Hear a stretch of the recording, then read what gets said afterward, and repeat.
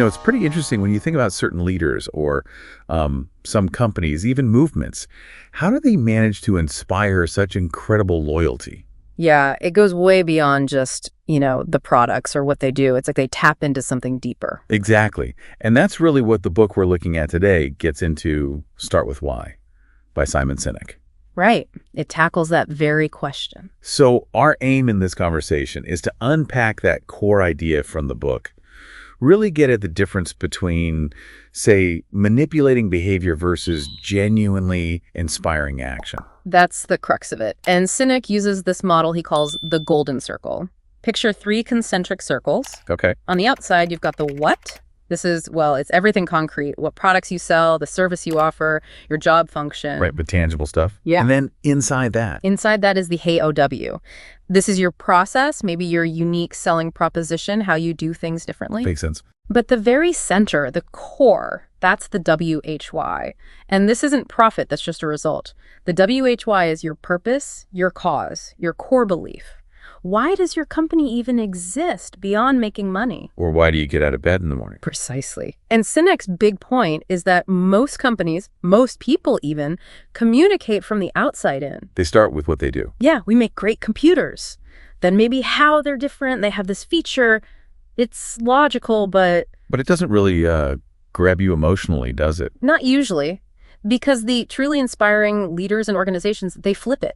They communicate from the inside out. They start with WHY. And that leads to the key takeaway. People don't buy what you do, they buy why you do it. Exactly. The what's, the products, the services, they just serve as the tangible proof of that underlying WHY. This really helps understand influence differently. The book contrasts manipulation with inspiration. Manipulations are those external nudges, right? Yeah, things like price drops, promotions, using fear, peer pressure, even aspirational messages, or just pure novelty. Like, remember those big cashback offers from car companies? Mm. Or maybe the hype around the first really thin phone, like the Motorola RAZR. Oh, yeah. And look, those tactics work in the short term.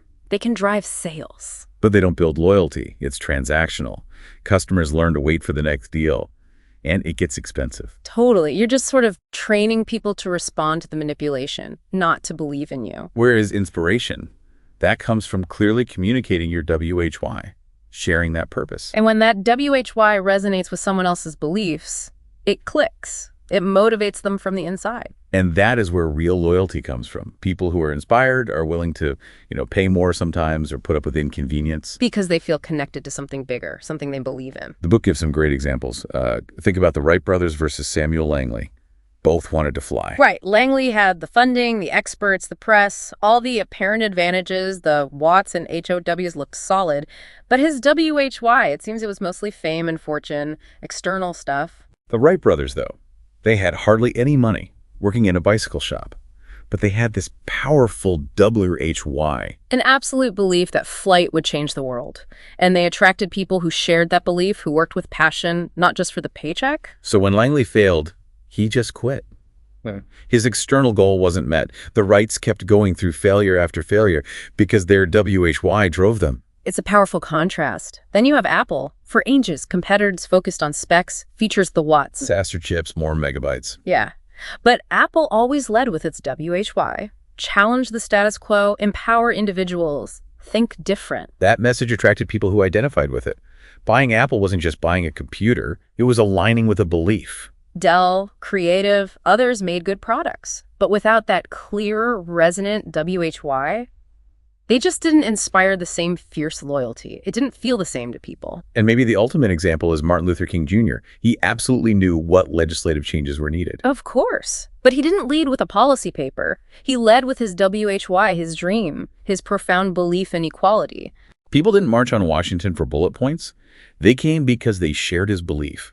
His WHY became their WHY. That's what fueled the movement. Shared belief, inspiration. So this whole concept, it's not just for CEOs or, historical figures. It applies to all of us, doesn't it? Absolutely.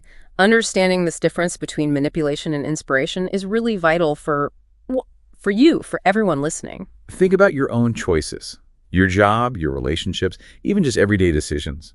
Are they mostly driven by external factors? Like rewards, fear, what others expect? Basically, are you responding to manipulation? Or are your choices coming from a deeper place, from a core belief, a sense of purpose? Are you acting from inspiration?